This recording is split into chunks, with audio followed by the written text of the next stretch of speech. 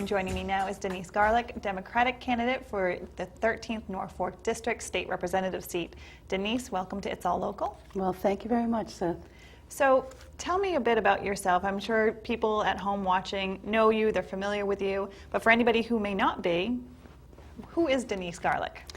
Denise Garlick is somebody who's working very hard for her family and in my profession and for my community, always. I'm the mom of 4 wonderful children who have grown up in Needham, my daughter Monica, Beth, Alex, and Andy. And in my profession, I am a working registered nurse. I've worked for many years in a variety of settings, 15 years at the Brigham, and I've also worked with folks who are mentally ill and the developmentally disabled. And currently, I'm the outreach nurse educator at Wellesley College. And in my community that I love, I have always done community service with activities with my children, and then in the last decade, serving in elected public office in the town, from town meeting member to the Board of Health, and currently I'm the vice chair of the Board of Selectmen. And now you're running for state representative. So I am. What made you decide to run? I'm running for state representative because I believe that the approximately 40,000 people of Needham, Dover, and Medfield who are children and seniors and families and young businesses deserve a representative who has real life experience, who has a reputation of working hard, and who has demonstrated real political courage. These are tough times, and I'm talking to as many people as I can, and I share the concerns I'm hearing about jobs and economic development, about health care cost containment, about protecting and preserving our public education system.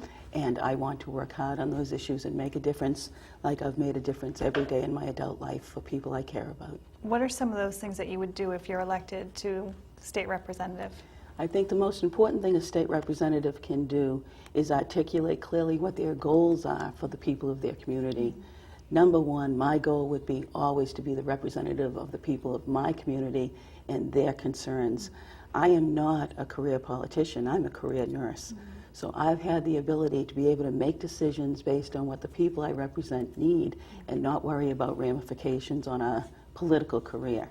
Those issues around healthcare cost containment, the goal on that is very important to make sure that the conversations we have on that reflect the goal, the mission of quality and access to care. I want to preserve the community hospitals. When we talk about economic development, it's about retaining and recruiting businesses and companies to Massachusetts and creating new jobs.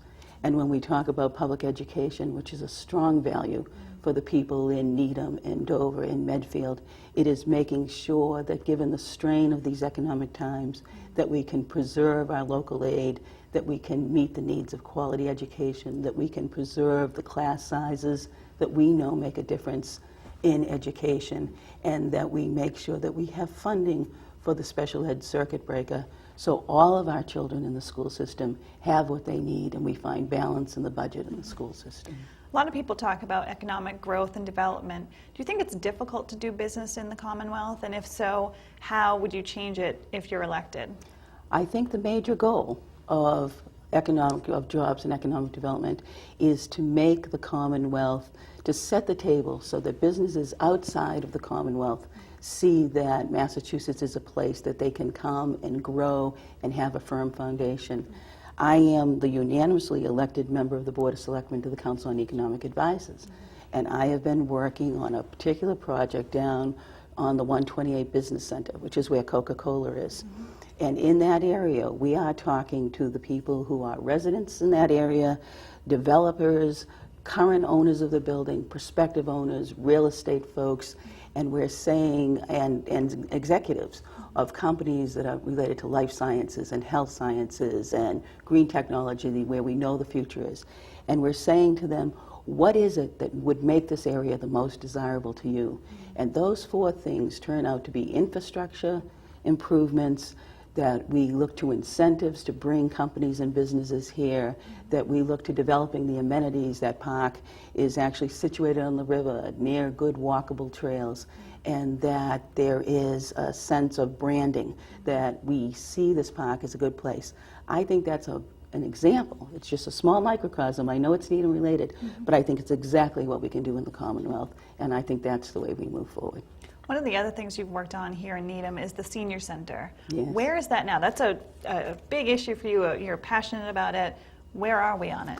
The senior center is a fascinating issue in this town. The town has worked on building a new building for the senior center for about 11 years. Mm-hmm. The truth is the seniors in town will tell you that we've been working on it for 25 years.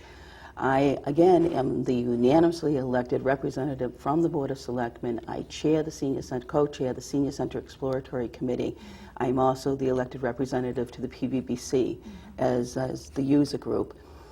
The issue on the Senior Center has moved more in the 2 years under my leadership than it moved in the 11 years prior.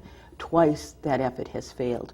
We are at a point right now where it seems that there is a great deal of unrest about how we're going to make this decision, and that's because we're very close to making the recommendation to the Board of Selectmen. The process is we make the recommendation and the Board of Selectmen need to vote. The process has entailed 2 years of work covering the Castle Booth study, covering the Danisco study on every available parcel we have in the town, which was ruled in or ruled out systematically. We then distributed a survey to 11,000 households.